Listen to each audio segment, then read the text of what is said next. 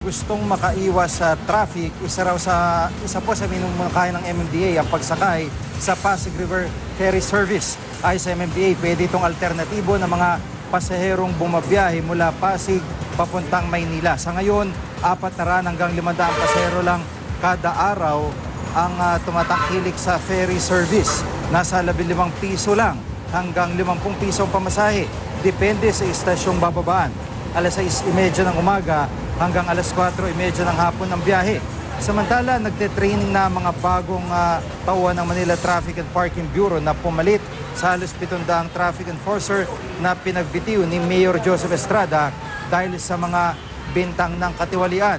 Tatagal daw ng 2 linggo kanila pagsasanay mula alas 5 ng umaga hanggang alas 5 ng hapon araw-araw.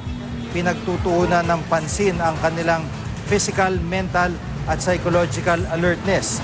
Tuturuan din sila ng pagre-rescue, pagbibigay ng first aid at mas epektibong pagmamando ng trapiko.